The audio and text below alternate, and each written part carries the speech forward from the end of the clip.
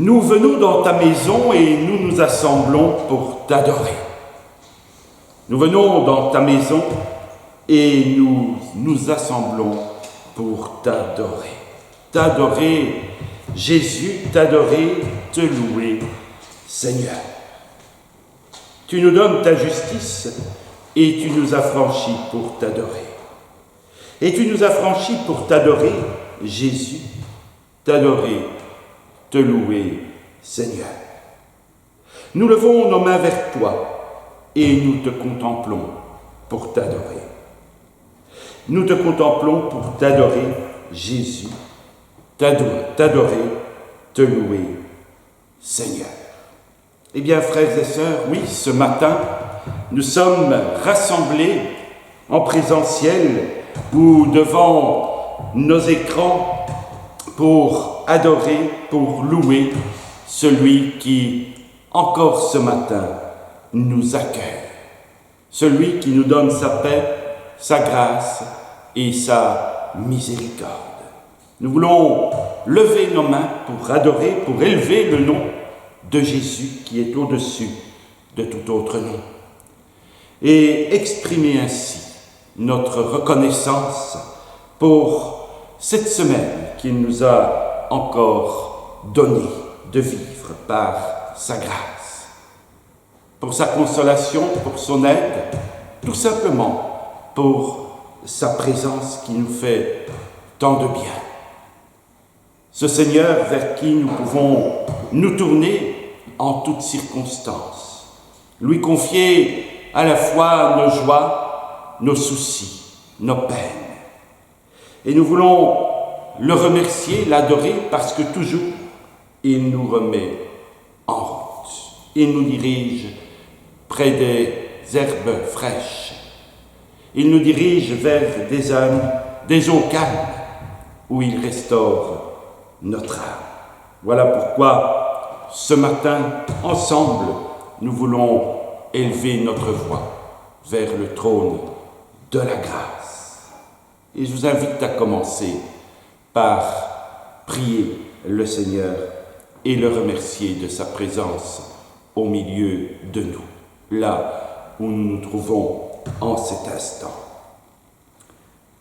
Béni sois-tu, loué sois-tu, ô notre Seigneur, ô notre Dieu, toi qui nous as encore permis ce matin d'être présents pour ce culte que nous voulons te rendre, pour ce temps où tu nous parles par ton esprit, où tu nous parles à travers la louange, l'adoration, l'écoute de ta parole, la méditation de celle-ci, afin que nous puissions en retirer tous les fruits pour notre quotidien, et que ces fruits, nous puissions les faire vivre, les partager avec ceux et celles que tu placeras encore sur nos routes, au sein de nos foyers, au sein de nos amis, au sein de nos lieux de travail.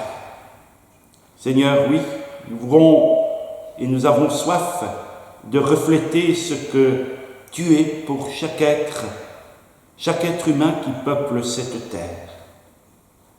Un Dieu d'amour, de miséricorde, de pardon, qui n'a de cesse d'appeler. Alors oui, ce matin, tu frappes à la porte, Seigneur, et nous t'ouvrons bien volontairement et volontiers. Car voilà ce qui restaure notre âme, notre être tout entier. Nous voulons associer, Seigneur, ce matin, comme nous le faisons chaque jour, nos frères, nos sœurs, qui, eux aussi, par ta grâce, continuent cette route de l'Évangile. Que tes mains, bénissantes, reposent sur chacun, chacune. Nous te remettons aussi nos communautés sœurs, réunies en cet instant pour te rendre le culte qui t'est dû. Demeure et reste avec nous, ô Dieu Sauveur, ainsi notre joie sera parfaite en toi, Père, Fils et Saint-Esprit. Nous t'avons ainsi prié dans le nom béni de notre Seigneur Jésus-Christ. Amen.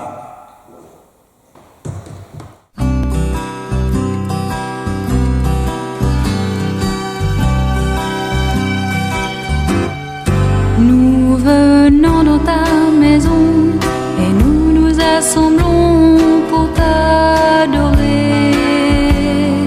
Nous venons dans ta maison et nous nous assemblons pour t'adorer.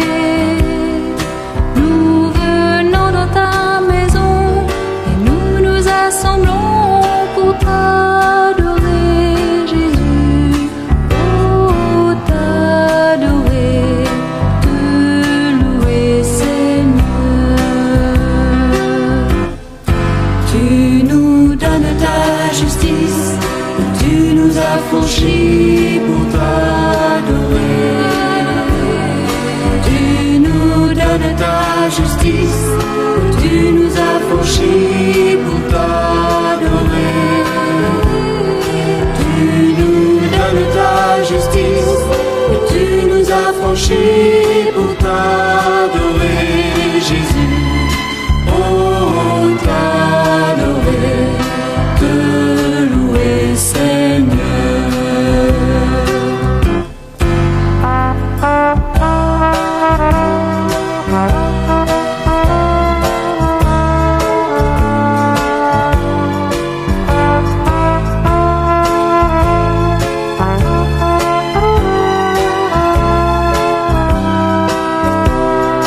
Tu nous donnes ta justice et tu nous as franchis pour t'adorer, Jésus. Oh, t'adorer, te louer, Seigneur. Nous levons nos mains vers toi et nous te contemplons pour t'adorer. Nous levons nos mains vers toi et nous te contemplons pour t'adorer.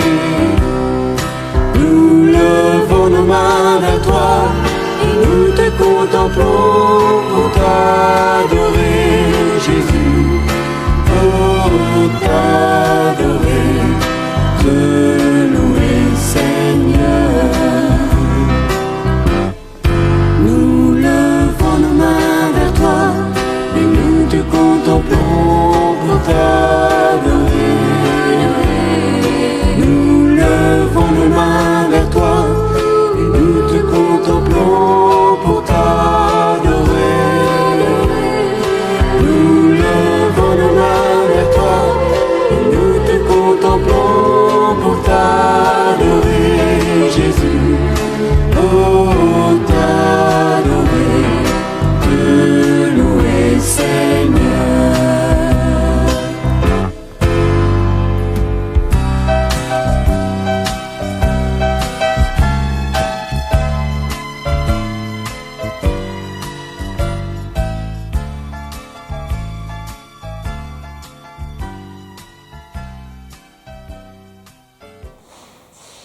Ce matin, nous lirons, frères et sœurs, dans l'épître de Paul aux Romains, une épître très importante, très riche au niveau théologique. Et je vous invite, si vous avez le temps chez vous, de relire cette épître aux Romains. Nous, ce matin, nous allons lire à partir du chapitre 12, quelques versets, du verset 14 au verset 21.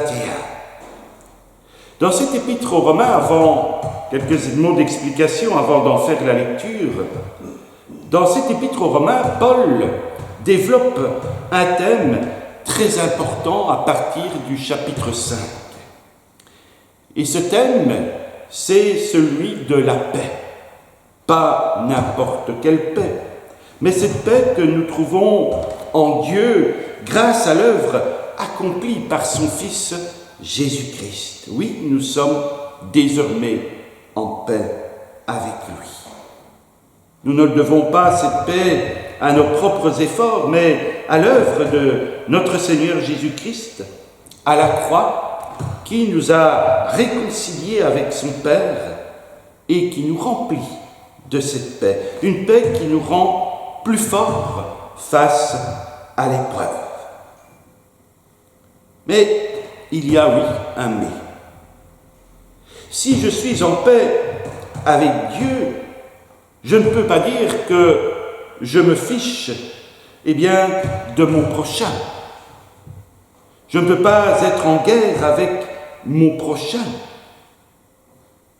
Et Paul va ainsi développer à partir de ce chapitre 12, ce thème d'être en paix les uns avec les autres. D'abord être en paix avec Dieu et ensuite être en paix les uns avec les autres. Et nous allons lire maintenant ce passage qui concerne notre réflexion, notre méditation de ce matin. Donc je rappelle, dans l'Épître aux Romains, chapitre 12. Et de ce chapitre 12, nous lirons au verset 14, à partir du verset 14 jusqu'au verset 21. Donc Romains 12, à partir du verset 14 jusqu'au verset 21. Et voilà comment Paul exhorte les chrétiens de Rome et nous exhorte aussi ce matin. Bénissez ceux qui vous persécutent, bénissez et ne maudissez pas. Réjouissez-vous avec ceux qui se réjouissent, pleurez avec ceux qui pleurent. Vivez en plein accord les uns avec les autres. N'aspirez pas à ce qui est élevé, mais laissez-vous attirer par ce qui est humble. Ne vous prenez pas pour des sages. Ne rendez à personne le mal pour le mal. Recherchez ce qui est bien devant tous les hommes. Si cela est possible, dans la mesure où cela dépend de vous, soyez en paix avec tous les hommes. Ne vous vengez pas vous-même, bien-aimés, mais laissez agir la colère de Dieu, car il est écrit « C'est à moi qu'appartienne la vengeance. C'est moi qui donnerai à chacun ce qu'il mérite, dit le Seigneur. Mais si ton ennemi a faim, donne-lui à manger. S'il a soif, donne-lui à boire. Car en agissant ainsi, tu amasseras des charbons ardents sur ta tête. Ne te laisse pas vaincre par le mal, mais sois vainqueur du mal par le bien. Et nous terminons ainsi la lecture de la parole de Dieu pour ce matin. Que le Seigneur bénisse et sanctifie cette parole de vérité. Nous voilà mis devant un impératif incontournable. Autant que possible, dit Paul, si cela dépend de vous, vivez en paix avec tous. Pourquoi Paul dit cela? Si nous vivions encore aujourd'hui dans un monde parfait, il aurait dit « Vivez en paix avec tous ». Mais on ne vit pas dans un monde parfait. Et pour faire la paix, il faut que les deux parties belligérantes, bien souvent, soient d'accord de mettre un terme à la haine, à la violence. Il y a bien d'autres choses qui en découlent. Nous ne vivons pas dans un monde parfait, loin de là, inutile d'étayer cela à grand renfort de discours. Nous en sommes témoins, nous le voyons presque jour après jour. Et donc, ne vivons pas dans un monde parfait, l'apôtre précise, apporte une précision importante. Autant que possible, vivez en paix. Si cela dépend de vous, vivez en paix avec tous. Cela nous met en action. Cela nous invite à prendre en tant que chrétiens l'initiative. Car comment pourraient prendre l'initiative ceux et celles qui sont encore aveuglés par le ressentiment, la haine ou encore même la destruction du corps, voire aussi de l'âme? On pourrait pousser un soupir devant cela. Ce n'est pas facile, loin de là, d'être en paix avec tout le monde. C'est pas facile d'avoir des relations paisibles avec tous, dans tous les domaines possibles, que ce soit au travail, que ce soit au sein de la famille, que ce soit avec les voisins, et même, aussi curieux que cela puisse paraître, ce n'est pas facile d'être en paix, même avec tous et toutes, même dans l'Église. Et pourtant, Paul insiste. C'est là sa préoccupation. Cela doit être la préoccupation des chrétiens de Rome. Et cela doit être notre préoccupation. Et même, avec les précautions utilisées par Paul, ce n'est pas une option, ce n'est pas un choix que l'on peut accepter ou refuser. Quand on lit ce texte en grec, eh bien on découvre qu'il s'agit bien là d'un impératif, presque un ordre. Soyez en paix avec tous. Qu'est-ce que cela sous-entend aussi? Comment pouvons-nous comprendre cet impératif, cette demande, cet ordre? Eh bien, je pense que ça signifie que Paul ne veut nullement envisager que ses lecteurs, que les auditeurs puissent être, qu'en tant que chrétiens, chrétiennes, nous puissions être à l'origine d'un conflit. Ou encore que nous puissions même l'entretenir, ce conflit. De ne pas baisser la garde. Il est inconcevable pour Paul qu'un enfant de Dieu, qu'un fils, une fille de Dieu, eh bien, n'entre pas ou n'essaie pas d'œuvrer dans la démarche de réconciliation. Alors, oui, on peut parfois être en désaccord, parfois nous n'avons pas naturellement d'atome crochu avec quelqu'un, ça ne veut pas dire qu'on est obligé d'être les meilleurs amis du monde. Mais vivre en paix avec tous, c'est un impératif pour celui, celle dont nous sommes, qui avons été réconciliés avec Dieu. Et l'impératif est encore plus fort à notre niveau dans l'Église, entre chrétiens. On connaît un peu les guerres qu'il y a eu et qu'il y a encore entre certaines dénominations.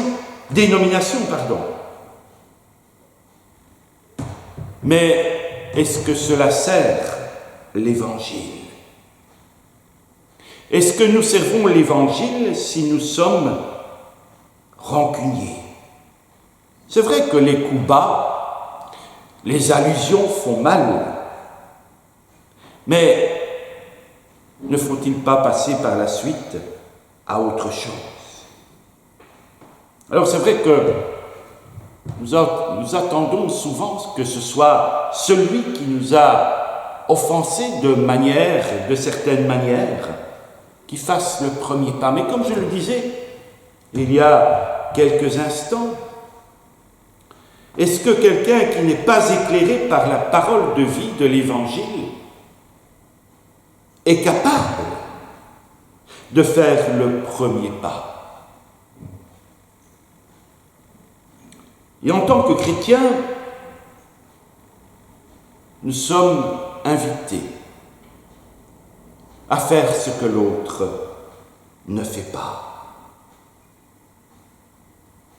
Ne pas vivre en paix, c'est donner, ou ne pas pardonner, c'est donner des bâtons pour se faire battre.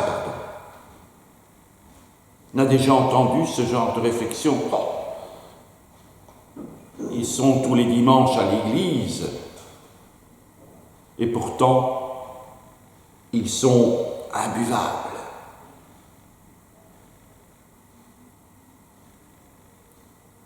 C'est pas si rare que cela.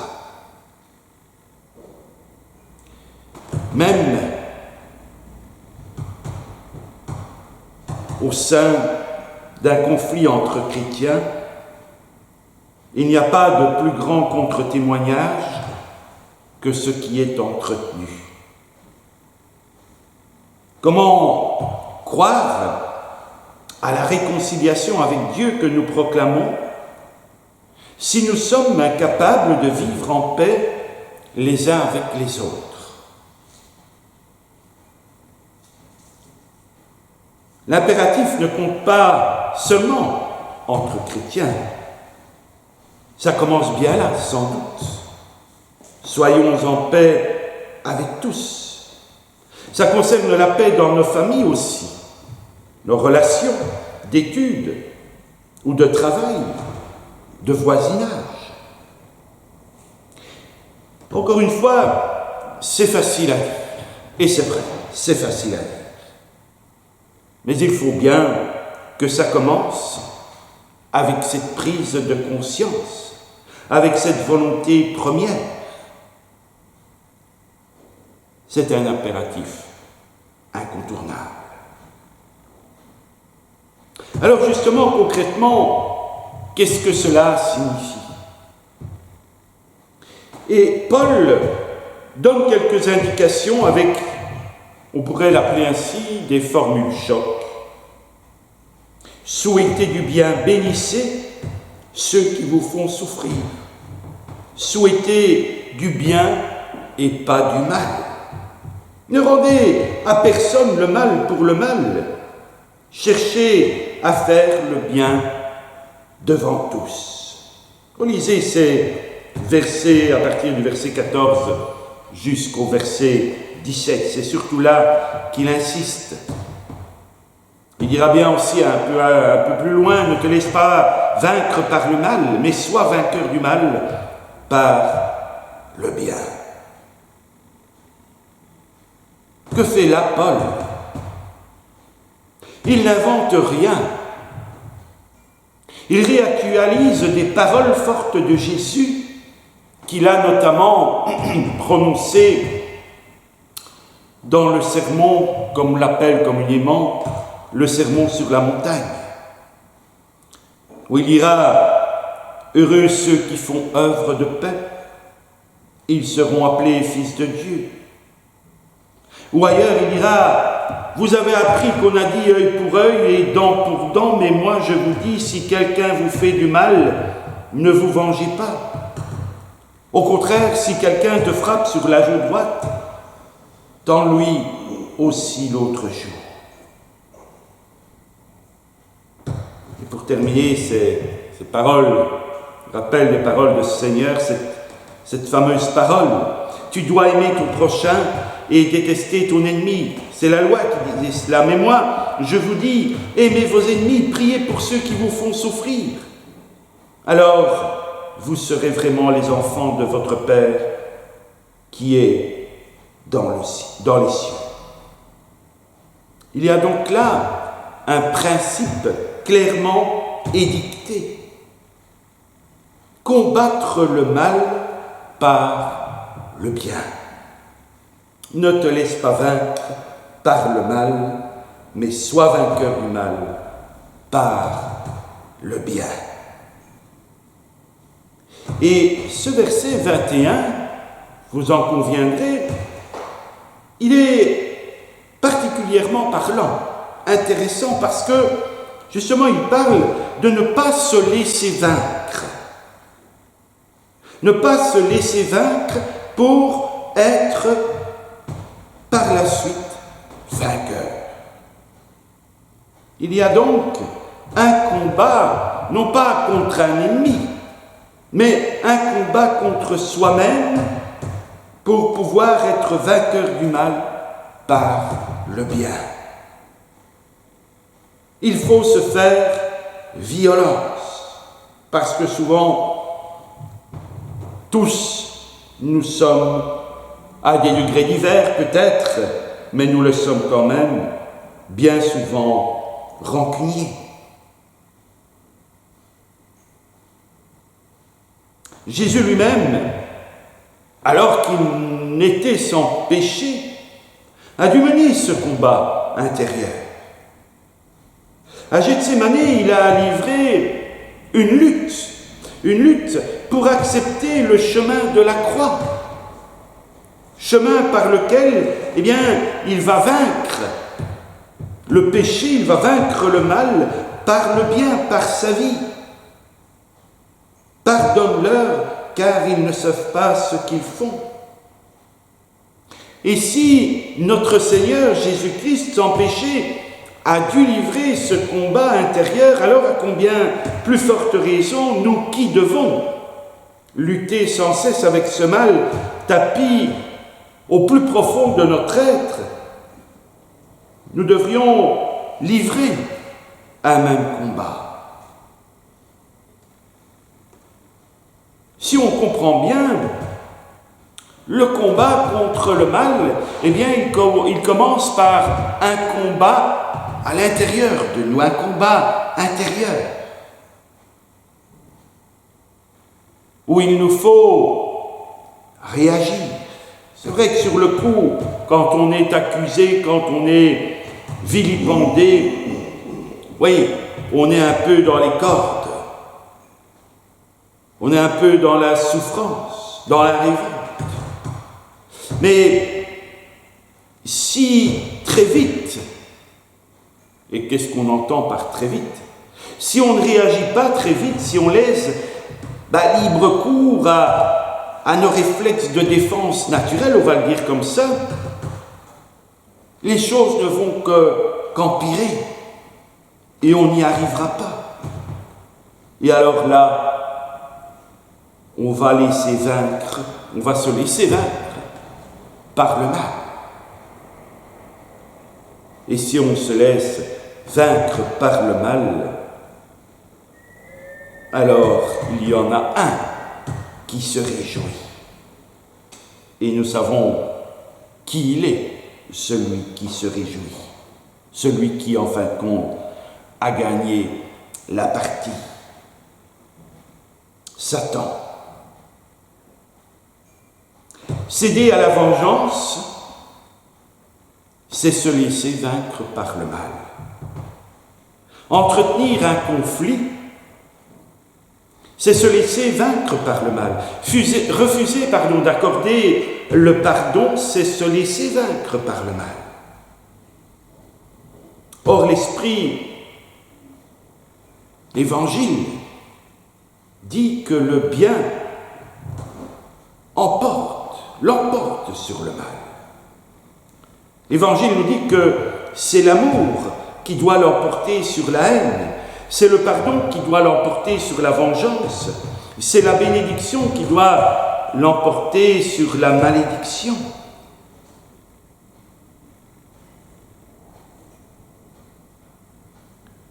Il est bien d'y réfléchir, de le dire, mais encore faut-il le faire. cela nous engage. Et Paul le dit bien, ce principe-là, eh bien, implique la nécessité de se mettre en marche, d'agir.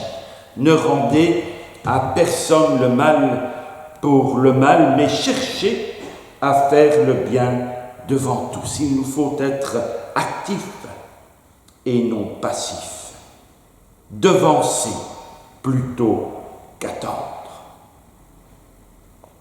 Il ne s'agit pas seulement de s'abstenir de rendre le mal pour le mal, mais de chercher à faire le bien. Parce que cela, ça va déstabiliser complètement celui ou celle qui nous a fait ou qui nous fait encore tant souffrir aujourd'hui. Il s'attend à ce que nous répondions de la même manière que nous avons été vilipendés, attaqués, que sais-je. Il s'attend à cela. Il est en garde, ou elle est en garde. Mais si elle ne voit rien arriver, ou s'il ne voit rien arriver comme danger, il va baisser, ou elle va baisser sa garde. Et si c'est quelqu'un qui est normalement constitué, les questions vont affluer.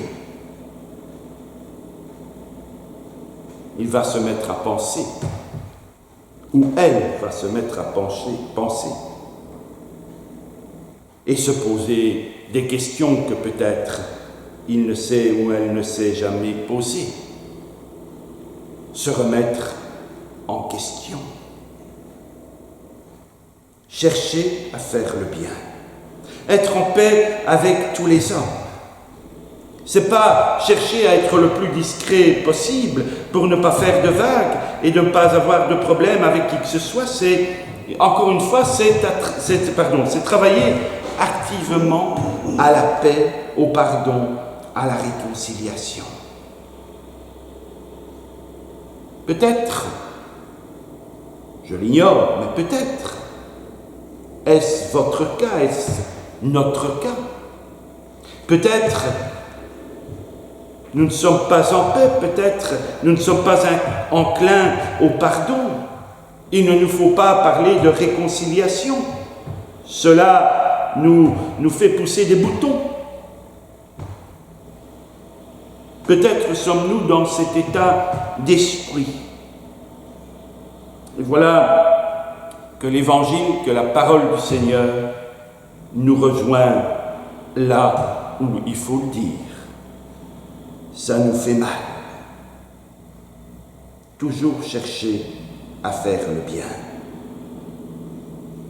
Et en plus, il y a une exigence encore plus importante, le faire publiquement, c'est-à-dire au regard de tous et de toutes, chercher à faire le bien devant tous. Il s'agit donc de poser des gestes, des paroles, de réconciliation, de prendre l'initiative, encore une fois, aller à la rencontre de celui qui est oublié, qui est rejeté, qui est stigmatisé, aller à la rencontre de celui qui reste sur ses positions pour le déstabiliser, non pas par la violence, mais par la parole de réconciliation initiée par l'Esprit Saint. Poser des gestes de fraternité, d'accueil, à l'image de Jésus, qui allait à la rencontre de tous, même à la rencontre de ceux qui lui voulaient du mal, les scribes, les pharisiens et bien d'autres encore. On le lui a même reproché. Incroyable. Alors, je pense que la question que nous pose le texte, c'est celle-ci. Où sont nos gestes de paix?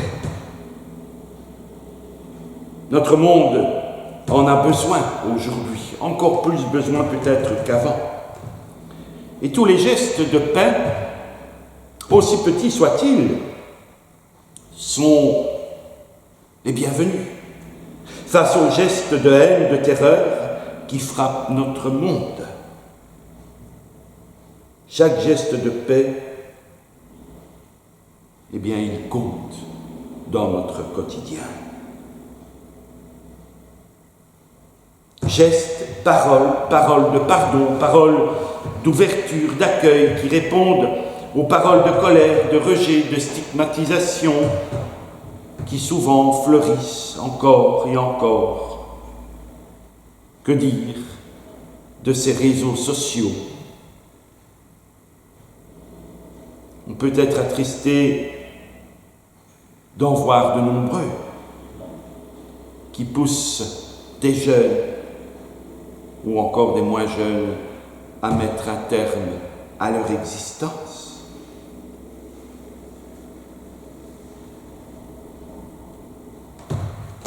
Point besoin de paroles qui jettent de l'huile sur le feu, comme on le dit communément, qui alimentent des peurs, des ressentiments, qui cèdent aux amalgames. Jésus a dit, pour nous aider à continuer à réfléchir, Jésus a dit, ce sont les artisans de paix qui seront appelés fils de Dieu. Pour terminer, si on comprend bien, nous ne pouvons donc pas dire « je suis en paix avec Dieu » si je ne le suis pas avec mon prochain. Notre relation à Dieu impacte notre relation aux autres. Nous sommes en paix avec Dieu. Cette paix, elle a été scellée par le sang précieux de notre Seigneur Jésus-Christ à la croix. Et si nous sommes en paix avec Dieu, eh bien, voilà, moi le premier bien sûr, je ne m'exclus pas de ces exhortations. Nous devons mettre tous nos efforts à être en paix avec tous. C'est cela être cohérent. Cohérence dans notre mise en pratique de la foi. C'est un impératif incontournable et c'est un combat de tous les jours. Oui, c'est vraiment un combat contre nous-mêmes, contre le mal. On ne peut pas y arriver naturellement. On ne peut pas y arriver humainement. Nous avons besoin pour cela que le Seigneur nous en donne la possibilité, la force. Ce qu'il fait en nous baignant de son esprit. Là, ainsi que là où souffle la haine et la rancune, la violence puisse surgir, le pardon, la réconciliation et la paix, afin que tous reconnaissent que nous sommes les disciples de ce Seigneur vainqueur et vivant, aujourd'hui et pour les siècles des siècles. C'est à l'amour que vous aurez les uns pour les autres que tous reconnaîtront que vous êtes mes disciples, dit Jésus, qu'il en soit ainsi, par sa volonté, sa grâce et par son esprit. Amen.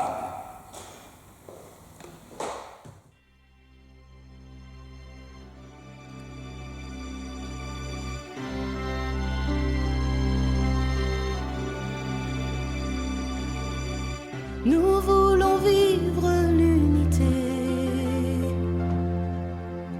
rester ensemble à chaque instant, surtout ne pas nous séparer, continuer d'aller de l'avant. Nous voulons vivre l'unité, rester ensemble à chaque instant, surtout ne pas nous séparer, continuer d'aller de l'avant. Tous ensemble, nous partageons l'amour du Seigneur, l'adoration du Sauveur. Tous ensemble,